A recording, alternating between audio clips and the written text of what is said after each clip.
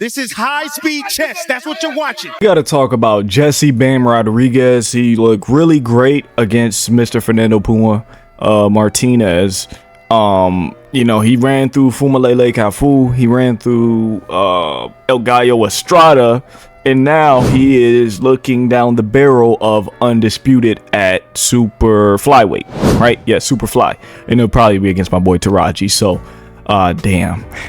But the big talk is Naoya versus Bam. And it's the most stupid conversation we could be discussing in boxing today. There's way better fights to be made. Now, Bam is a pound for pound fighter. He is a pound for pound fighter, right?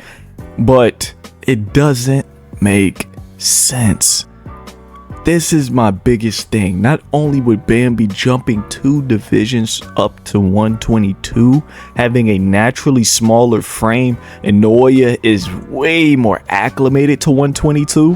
Naoya, let me see, he fought Fulton, Tapales, Neri, Doheny, he fought Kim, he fought Cardenas, he fought Akhmadaliev, he's gonna fight Picasso, and then Nakatani. That's 9 fights at that division, and he's only been there for about 2 years now. So it doesn't make sense for Bam to be jumping these 2 divisions to fight a guy who's way more acclimated. He's not old, he's not like, I hate to say it, he's not like Canelo. He doesn't have 60 plus fights on his belt. He doesn't, you know, he's not 35. He's 31, turning 32, maybe turning 33 next year. So he's still relatively young. He still doesn't have a lot of miles on the clock. And he's looking better than Jesse Rodriguez against better opposition. Guys, are you guys hearing me? He's looking better against better opposition in a division where Bam would be moving up into.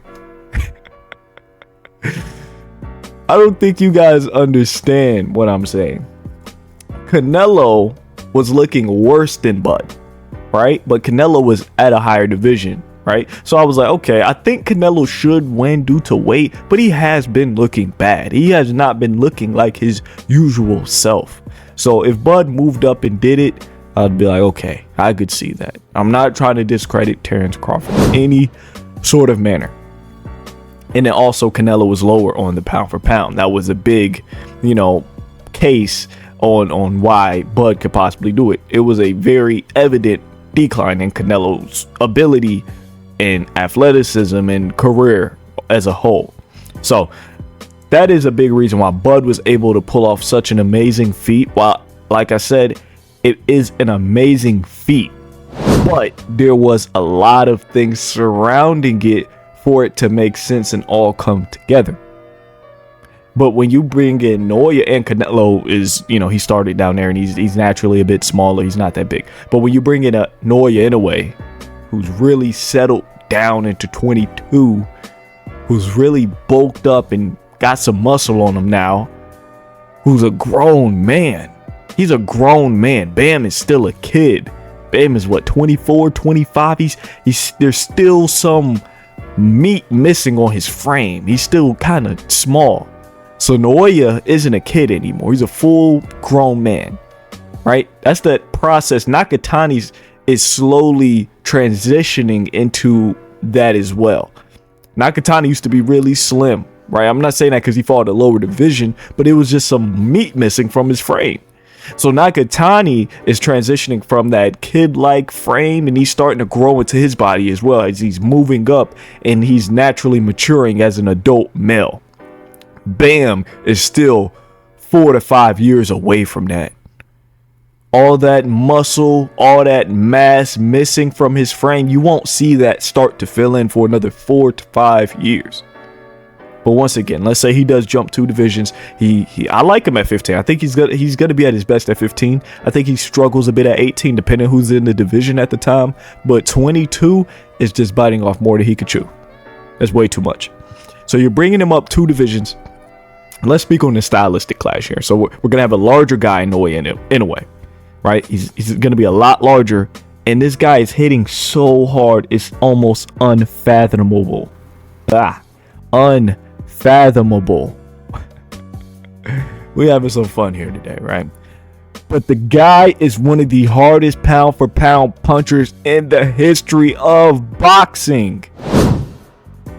Guys, listen to me when I tell you this stuff, so bad things do not have to happen. I don't need to see a bomb go off to tell you it's gonna destroy a building. I could just tell you, if that bomb goes off, that building's gonna be destroyed. Listen though. So in a way, he hits insanely hard. And I'm not talking about he's one of the hardest punchers right now. He's punching like Canelo, he's punching like Bud, he's punching like Iron Mike, he's punching like George Foreman, he's punching like Julian Jackson, right? The guy has a 90% knockout rate at 122. Do you understand how difficult it is to stop those guys in those lower divisions? And he's not stopping them. Well, here's the real kicker. He is stopping them off timing at times, but then there's so many times he's stopping them with sheer willpower and strength. So when you see Bam's knockouts, I'm not saying Bam doesn't have any power, but Bam it's a lot of different things that gets Bam to his stoppages, but the biggest thing is timing. Bam can get in between shots, and he could even, you see, he beat Puma, he did a little slip, boom, just straight left, right on the jaw. That's the timing. It's coupled along with his power, absolutely. But in a way, he has the timing, he has the speed, he has the power, he has it all. In a way, it doesn't matter if his timing's off that night. He could just break you down. He could just break you down if he feels like it. Bam wouldn't be able to get away. Bam cannot fight operating on the back foot for 12 rounds. Bam doesn't have enough power to put the monster down. He doesn't. You guys don't want to hear it, but guys like Luis Neri, naturally bigger guys like Neri, hit way harder than Bam. Bam, most of his knockouts are being generated from his great timing. So if those two were to step in the ring, and we're looking at a guy who is looking better against better opposition, who arguably is the better pure boxer, like Bam isn't just, overwhelmingly better than Noya at pure boxing. They're about relative. You can give Bam the edge, you give Noya the edge, but they're about relative in pure boxing, but in a way, it's a lot larger. In terms of speed, their speed is about relative, in a way, it's a lot larger. In terms of power, their power is nowhere close to being relative. In terms of technique, you can say Bam has the edge. They're still relative. You guys do not mistake this guy for a power puncher. I want you guys to go back and watch the Stephen Fulton fight. Go back and watch the Ahmadaliyah fight. Your biggest mistake will be thinking this man is simply a power puncher. Jesse Rodriguez is a great kid. He's a beautiful kid, and he's a smart kid. And he would be very stupid to take a fight like that, because the things Noya in a way would have to do to him, man, his career would take a massive hit. And it's not because he's losing, right? Losing is a part of the game, especially losing to a Noya in a way. But Bam has some really great momentum going for him, especially here in America. He's really starting to build himself a very good fan base. For him to take that fight, because whether you guys like it or not, the Japanese fighters still don't get the respect they deserve here in America for some reason. That's why I'm having this conversation right now, because you guys simply do not respect those Japanese fighters. So for Bam to go in there and lose to Noya Inoue, a fighter that guys still don't respect as much as they should, he would be doing himself just career suicide. He would be shooting himself in the foot, because that fight is almost unwinnable for a Jesse Rodriguez. I love Bam. He's the top 5 pound for pound fighter. Inoue's number 3. It's right there. Inoue's a top 15 fighter of all time.